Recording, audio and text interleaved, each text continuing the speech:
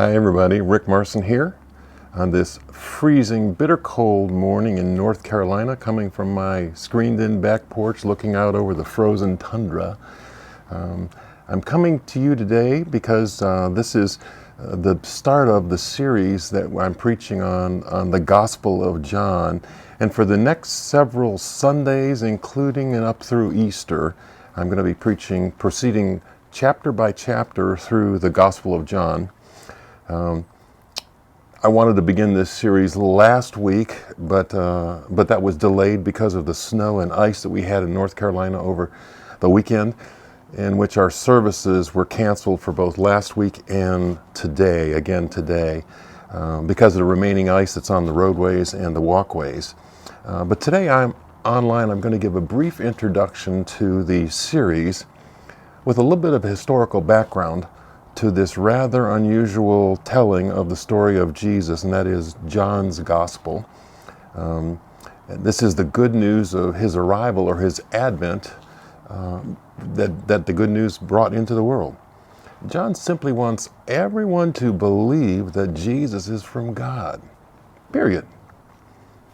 And he does all he can do to convince his readers to do that. We'll see that in the coming weeks. Something that I've never seen before this particular study is that every chapter in the book of John both coaches and implores his readers, you and I, to believe that Jesus is the Son of God. We'll see that as we go. Every chapter stresses the importance of belief in the equation for salvation. You can only see it when you look at the book as a whole, not just in bits or pieces and memorize verses as we sometimes read this ever so quotable gospel. As I've said before on many occasions, John's retelling of this great story is highly imaginative and flamboyant and ripe with symbolism it's frequently filled with metaphors and analogies. He says things like Jesus is light and Jesus is word, those kind of things. And its cultural setting was very different from the other Gospels as well. It's written between 20 and 30 years after the other Gospels, and it was perhaps 40 years after the death of Jesus. And by this time, all the other Gospel writers were long gone. John was the only one left. He was the old man remembering, I like to say, about this gospel. He was remembering what happened so very long ago. He was pretty much in retirement, not out starting churches as many of the disciples had done all over the world. There is no evidence that John had indeed carried the gospel to the ends of the earth as Jesus had commanded. John's gospel is rather a reflection of life of obedience to Christ. Intensely grateful for having had the opportunity to see and know Jesus intimately. John was the one, in his own words, that Jesus loved. But in John's present world, around the time of the destruction of Jerusalem by the Romans in 70 AD, there had come to be a great division among God's people, among the Jews, between those who believed that Jesus was the Messiah and those who did not. They were all Jews by birthright, but not all were Jews by belief, and certainly not all by belief in Jesus as the Son of God. And that is the situation that John is determined to correct by demonstrating that Jesus could only be both God and man because of the many signs that he showed as having come from the Father. John has one overriding motivation in his writing, and that is that his readers might come to know Jesus as he did, as coming from and revealing of God the Father, but in human form this time, so that everyone might believe what is said about Jesus, that he is the Son of God, that he came from God to save us from our own sins and the penalty therein. John simply wants, as we shall see, for his readers just to believe in Jesus. So I would ask you to open up your minds and your spirits to the simple message of John's story. Try to hear it as we go through in the following weeks in new ways. I'd ask you to read one chapter a week and read and reread it over and over again, perhaps 5 or 6 times. And then on Sunday, we'll come together and see what the Spirit reveals to all of us about this important gospel. But I want you to come to hear and understand this important truth of John, the truth that he is so committed to telling everyone.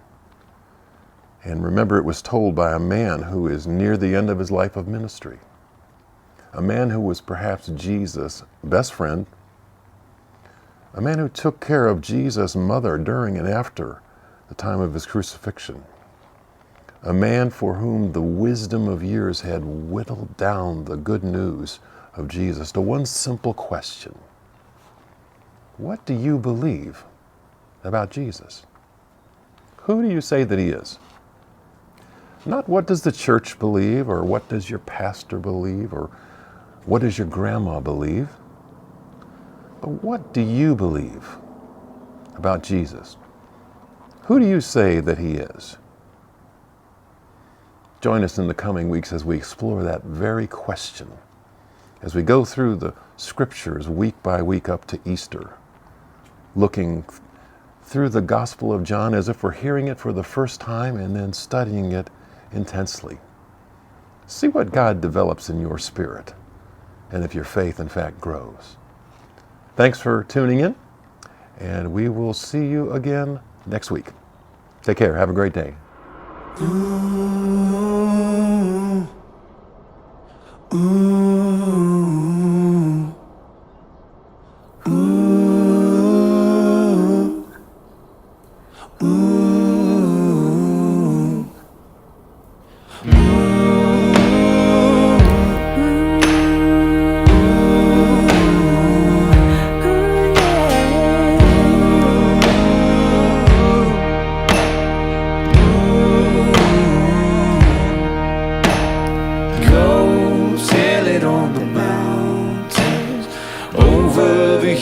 And everywhere, go tell it on the mountain that Jesus Christ is born.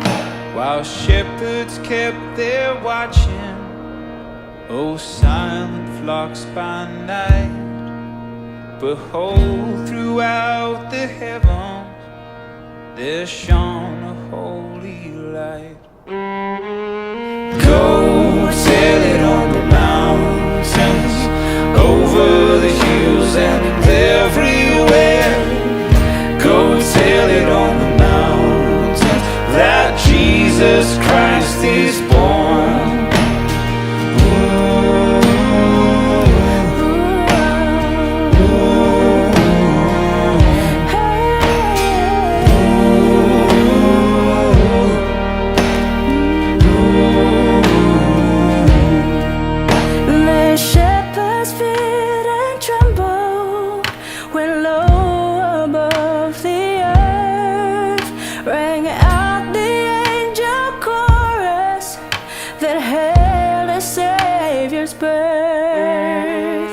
Go tell it on the mountains, over the hills and everywhere. Go tell it on the mountains that Jesus Christ is born.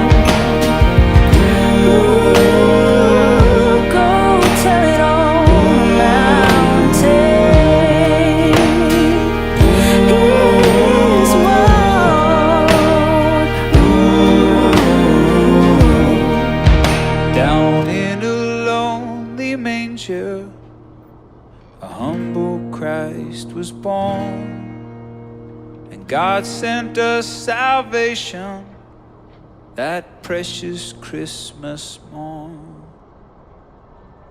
Oh, go tell it on the mountains, over the hills and everywhere. Go tell it on the mountains that Jesus Christ is born. Won't you go tell it on the mountains,